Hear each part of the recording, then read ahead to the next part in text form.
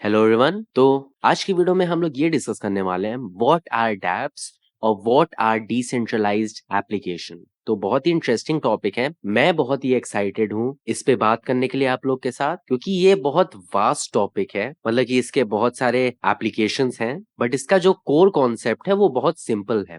तो आज मैं आप लोग के साथ डैप्स का कोर कॉन्सेप्ट को डिस्कस करने वाला हूँ। तो स्टार्ट करते हैं फिर।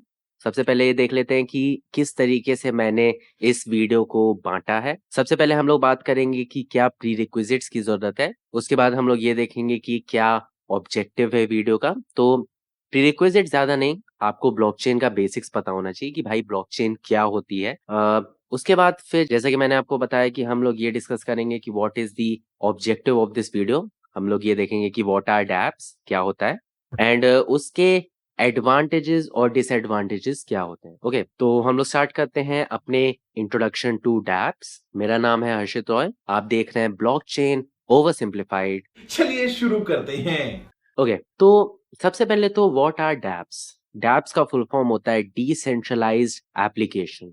ओके, एज ए यूजर जो भी इन डैप्स को यूज करेगा, एज ए यूजर उनको कोई डिफरेंस नहीं दिखेगा। ओके, हम लोग स्टार्ट करते हैं। हम लोग अपने ट्रेडिशनल एप्स को देखते हैं। ओके, सेंट्रलाइज्ड एप्स हमारे कैसे काम करते हैं। हमारा यूजर होता है। ओके, यूजर फ्रंट एंड से बात करता है, यूआई से बात करता है। ओके, लाइक बटन को दबाता है या फिर वो स्क्रीन को ऊपर नीचे करता है, फोटोज को देखता है, वो यूआई से इंटरेक्ट करता है। अब ये जो यूआई होता है, इसका जो कोड होता है वो इंटरेक्ट करता है आपके बैकएंड से। अब ये जो बैकएंड होता है ना, ये सेंट्रलाइज्ड बैकएंड होता है। ये सर्वर पे होता है और ये किसी कंपनी का सेंट्रलाइज्ड सर्वर होता है। ओके, ये जो डेटा होता है ना आपका, वो एक जगह स्टोर होगा। अब वो कंपनी आपके डेटा का कुछ भी कर सकती है। अब मेरे ख्याल से ये कोई नई चीज तो थी नहीं आप लोग के लिए। अब सब लोग को पता होगा कि एक सेंट्रलाइज्ड एप्लीकेशन या फिर एक बेसिक एप्लीकेशन कैसे काम करते हैं। अब ये एप्लीकेशन आपका वेब ऐप भी हो सकता है, मोबाइल ऐप भी हो सकता है, कुछ भी हो सकता है। ओके, तो ये था हमारा ट्रेडिशनल सेंट्रलाइज्ड ऐप। अब ब्लॉकचेन ऐप या फिर डिसेंट्रलाइज्ड ऐप हमारा कैसे काम करता है। इसमें क्या होता है, सेम यूजर है। ओके, यूजर जो है वो सेम फ्रंट एंड से इंटरेक्ट करता है। ठीक है, फ्रंट एंड कोई अलग नहीं होता है। जो पहले वाली कोडिंग थी उससे ये कुछ अलग नहीं है। ओके, ये जो फ्रंट एंड है, अब देखो यहीं पे एक ट्विस्ट आता है, यहीं पे चेंजेस आते हैं। ये जो फ्रंट एंड है ना, ये बात करता है आपके बैकएंड से, जो कि एक ब्लॉकचेन। ओके, अब मैंने आपको बोला था कि अगर आपको ब्लॉकचेन का बेसिक्स नहीं पता तो भाई आप जाके देख लो, क्योंकि अगर आपको ब्लॉकचेन का बेसिक्स ही नहीं पता तो आप डैप्स क्या समझोगे। अगर मैं आपको शॉर्ट में समझाऊं तो ब्लॉकचेन मतलब कि डिसेंट्रलाइज्ड लेजर होता है। मतलब कि जो भी इस ऐप के डिसीजन होंगे वो सारे लोग मिलके लेंगे। ओके, जितने भी नोड्स हैं, जितने भी यूजर हैं इस ऐप के, वो सारे उन डिसीजंस को मिल के लेंगे। ओके, एंड ये जो फिर डेटा होगा वो एक इम्यूटेबल ब्लॉकचेन में, एक इम्यूटेबल लेजर में जाके सेव हो जाएगा। इम्यूटेबल का मतलब होता है कि जो कभी चेंज ना हो सके। आपको पूरा ब्लॉकचेन हटाना पड़ेगा, तभी वो जाके चेंज हो सकता है। ओके, तो ये था एक general introduction of what are dapps. बस जो हम लोग का सेंट्रलाइज्ड बैकएंड होता है ना, उसी की जगह हम लोग का ब्लॉकचेन बैकएंड आ जाता है। अब मैं इस चीज के लिए इतना एक्साइटेड क्यों हूँ। अच्छा, जब भी हम लोग ब्लॉकचेन की बात करते हैं, मैक्सिमम लोग के मुंह पे बस एक ही चीज होती है, बिटकॉइन, इथेरियम। और वो भी वो लोग ब्लॉकचेन की बात नहीं कर रहे हैं, वो लोग बात कर रहे हैं क्रिप्टो करेंसीज की। वो लोग बस फाइनेंशियल साइड देख रहे हैं ब्लॉकचेन का। बट ब्लॉकचेन और भी कई यूजेस में आ सकती है, और मेरे ख्याल से यही सही यूज है ब्लॉकचेन का। ठीक है, using it as a peer to peer payment system, it's good. Okay, I am all up for that. But जिस तरीके से ब्लॉकचेन जो डेटा का एक्सेस है वो यूजर को देती है, और फिर उसी डेटा का आपको पेमेंट देती है। यार आप खुद सोचो, आप घंटों घंटों यूट्यूब की वीडियोस देखते हो। ठीक है, आप खुद सोचो कि अगर आपको वीडियोस देखने के पैसे मिले तो, क्योंकि भाई आप उस नेटवर्क की हेल्प कर रहे हो, आप यूट्यूब की वीडियोस देख के हेल्प कर रहे हो, आप उस नेटवर्क के पार्ट हो, आपकी वजह से वो नेटवर्क है। इसलिए आपको being a part of that network आपको इंसेंटिव मिलेंगे। ओके, अब बात कर लेते हैं कि ये जो डैप्स हैं उसके कुछ एडवांटेजेस और डिसएडवांटेजेस क्या हैं। ओके, यहाँ पे मैंने आपको एक जनरल इंट्रोडक्शन दे दिया था। अब थोड़ा-सा और डिटेल में बात करते हैं, ओके? सबसे पहले हम लोग बात करेंगे एडवांटेजेस का। Server is never down, okay? जो भी डेटा है ना, वो हज़ारों कंप्यूटर्स पे सेव है। वो जो लेजर है डिसेंट्रलाइज़्ड, वो हज़ारों सिस्टम पे जितने भी नोड्स हैं उस ब्लॉकचेन के, वो हर नोड के पास गया है। मतलब कि अगर सर्वर को डाउन होना होगा, जैसा कि आपने देखा होगा कि यूट्यूब कभी-कभी हो जाता है डाउन, इंस्टाग्राम कभी-कभी हो जाता है डाउन। कोई भी सेंट्रलाइज़्ड सर्वर है, पॉसिबिलिटी है कि हो सकता है डाउन, बट वही चीज़ अगर डिसेंट्रलाइज़्ड वे में हो जाए, हर किसी के पास अगर उस लेजर का एक्सेस हो जाए, तो वो कभी डाउन हो ही नहीं सकता। तो ये इसका फर्स्ट एडवांटेज है कि server is never down. Then user privacy is maintained. Okay, यहाँ पे क्या होता है, मैंने एक वॉलेट के ऊपर एक वीडियो बनाई है, वो आप जाके देख लो, वहाँ पे आपको समझ में आ जाएगा कि सूडो आइडेंटिटी क्या होता है। तो ब्लॉकचेन में क्या होता है ना, किसी को नहीं पता होता कि ये बंदा फिज़िकली कहाँ प्रेज़ेंट है। सबको पता होता है बस कि यार ये बंदा है, इसके पास इतनी क्रिप्टो करेंसी है, इसके पास ये है। ये एक बंदा है ब्लॉकचेन में, ये बंदा फिज़िकली कहाँ रहता है, ये बंदा फिज़िकली कैसा दिखता है, ये बंदा फिज़िकली उसके क्या फिज़िकल सिग्निफिकेंस है, वो किसी को नहीं पता। और फिर भी ये पूरी ट्रांसपेरेंसी प्रोवाइड करता है, क्योंकि ये आपको एक सूडो आइडेंटिटी प्रोवाइड करता है। जैसे कि मान लो कि हर क्लासरूम में घुसते ही बोल दिया जाए कि आप लोग के पास कोई नाम नहीं है।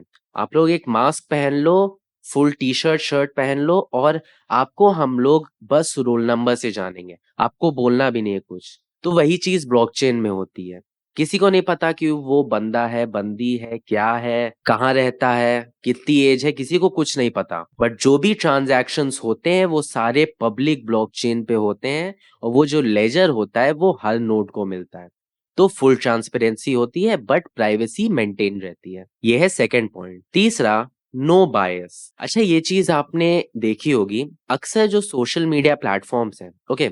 मैं किसी का नाम नहीं लूँगा। जो भी सोशल मीडिया प्लेटफ़ॉर्म्स हैं, वहाँ पे अक्सर थोड़ा-सा आपको बायस दिखता होगा, ओके? पॉलिटिकल बायस हो सकता है, कंटेंट की तरफ हो सकता है बायस कि इस प्लेटफ़ॉर्म पे ये तरीके का कंटेंट आप डालोगे तो आपको ज़्यादा पॉपुलैरिटी, आपको ज़्यादा रीच मिलती है। ये चीज़ आपने देखी होगी। तो ब्लॉकचेन में ऐसा कोई बायस नहीं होता, क्योंकि यहाँ पे जो मेजॉरिटी चाहती है, वही होता है। This is the true meaning of democracy. Okay, चलो मैंने बहुत अच्छी-अच्छी बातें कर ली डिसेंट्रलाइज्ड एप्लीकेशन के बारे में। अब कुछ डिसएडवांटेजेस को भी देख लेते हैं। सबसे पहला है कि हम लोग के पास बहुत अच्छे-अच्छे वेब 2 ऐप्स पहले से हैं। अब वेब 3 बहुत नया है, बहुत ही नया है एक्चुअली। इस पे डैप्स तो मतलब बहुत ही लिमिटेड बने हैं और वेब 2 का जो नेटवर्क है वो बहुत ही बड़ा है। तो वेब 2 की ऑडियंस को वेब 3 पे लाना, क्योंकि यार आप एक चीज़ बताओ, चाहे मैं जितना बोल दूँ कि सर्वर नहीं डाउन होगा, प्राइवेसी मेंटेन्ड होगी, बायस नहीं होगा, चाहे मैं जितना बोल दूँ, बट स्टिल अगर आपको वेब 2 पे फीचर्स मिल रहे हैं, आपको यूट्यूब पे फीचर्स मिल रहे हैं, आपको फेसबुक पे फीचर्स मिल रहे हैं, आपको इंस्टाग्राम पे फीचर्स मिल रहे हैं, तो आप दूसरे किसी आधे-अधूरे प्लेटफ़ॉर्म पे नहीं जाओगे, जहाँ पे हो सकता है कि लैग कर रहा हो या फिर बंद हो जाए अचानक से या फिर फीचर्स नहीं है, आप वहाँ पे नहीं जाओगे। बस इसलिए कि वहाँ पे सर्वर डाउन नहीं होगा या फिर वहाँ पे कोई बायस नहीं होगा। वहाँ पे जाने के बारे में आप नहीं सोचोगे, मैं एक बहुत फ्रैंकली बोल रहा हूँ। तो ये एक बहुत ही बड़ा बैरियर है जो कि किसी भी डिसेंट्रलाइज्ड एप्लीकेशन को झेलना पड़ता है। दूसरा डिसएडवांटेजेस है स्केलेबिलिटी। ओके, तो मैंने एक वीडियो बनाई थी जहाँ पे मैंने ब्लॉकचेन ट्राइलेमा को किया था डिस्कस। वहाँ पे मैंने ये बोला था कि अगर किसी भी ब्लॉकचेन को स्केलेबल बनना है, तो उसको अपनी सिक्योरिटी और डिसेंट्रलाइज्ड नेचर से उसको कॉम्प्रोमाइज़ करना पड़ेगा। वहाँ पे मैंने इसको बहुत डिटेल में एक्सप्लेन किया है कि क्यों होता है ऐसा। यहाँ पे मैं सिंपल वर्ड्स में बता दे रहा हूँ। जैसे कि मान लो कि अगर 1000 लोग हैं, ओके? 1000 लोग को एक डिसीजन लेना है। अब ये बताओ कि वो 1000 लोग जल्दी डिसीजन लेंगे कि 100 लोग जल्दी डिसीजन लेंगे? आप सोच लो कि आपके पास एक पेपर है और आप क्या कर रहे हो, वो 1000 लोग के पास जा रहे हो और सबसे साइन करवा रहे हो। सारे लोग चेक कर रहे हैं पेपर को और वो लोग साइन कर रहे हैं। अब बताओ कि 100 लोग पहले साइन करेंगे कि 1000 लोग पहले साइन करेंगे। ऑब्वियसली 100 लोग पहले साइन करेंगे। तो वही चीज यहाँ पे है। डिसेंट्रलाइज्ड एप्लीकेशन को बनाने के लिए आपको स्केलेबिलिटी चाहिए। आपको चाहिए कि आपके एप्स फास्ट हों। आपको चाहिए कि आपके एप्स स्केलेबल हों, बहुत सारे लोग उसको यूज कर सकें। तो उसके लिए कहीं ना कहीं आपको ट्रेड ऑफ करना पड़ेगा for security and decentralise nature of your application. तो वही ट्रेड ऑफ की कहानी है ब्लॉकचेन ट्राइलेमा। मैं सारी लिंक आपको नीचे प्रोवाइड कर दूंगा, आप जरूर जाके देखना। ओके, तो ये एक बहुत ही शॉर्ट वीडियो था कि व्हाट आर डिसेंट्रलाइज्ड एप्लीकेशन। मुझे पता है कि आप लोग को लग रहा होगा यार ये तो बहुत सिंपल था, ये तो तुम 2 मिनट में भी समझा सकते थे, बट ये बहुत ही वास्ट टॉपिक है। ओके, अब आप ये सोचो, यहाँ पे मैंने डिसेंट्रलाइज्ड एप्लीकेशन के बारे में बात किया। इसमें आप वेब एप्स भी बना सकते हो, इसमें आप गेम्स भी बना सकते हो, इसमें आप फाइनेंशियल एप्स भी बना सकते हो, इसमें आप 1000 तरीके के एप्स बना सकते हो यार। सोशल मीडिया भी आ गया, इस पे बहुत तरीके की चीजें आ जाएंगी इसमें। तो ये वीडियो का एम था कि मैं कैसे आपको डैप्स में इंट्रोड्यूस करूं कि डैप्स कैसे काम करते हैं, डैप्स होता क्या है, उसके एडवांटेजेस और डिसएडवांटेजेस क्या है।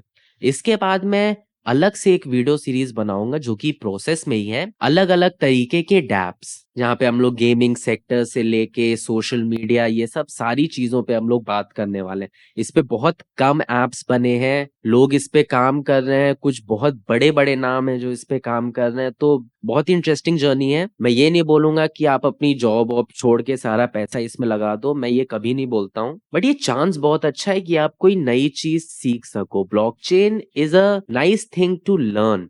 मुझे ऐसा लगता है कि 1-2 साल में इसकी जॉब्स बहुत ज्यादा बढ़ने वाली हैं। तो इसका अगर आप बेसिक्स भी जानते रहो तो स्टार्टअप्स या फिर कुछ बड़ी कंपनीज, आप देखेंगे, आप न्यूज में देखो, बहुत बड़ी बड़ी कंपनीज वेब3 में जा रही है, मेटावर्स में जा रही है। इसकी अगर आप बेसिक नॉलेज भी रखो तो वो कंपनीज आपको ट्रेन करके अपने यहाँ रख सकती है। ओके, तो बस मैं यहीं पे अपना एक छोटा सा टेड टॉक खत्म करूंगा और मिलते हैं अगली वीडियो में जहां पे हम लोग किसी और चीज को बहुत डिटेल में डिस्कस करेंगे। ओके, मिलते हैं अगली वीडियो में।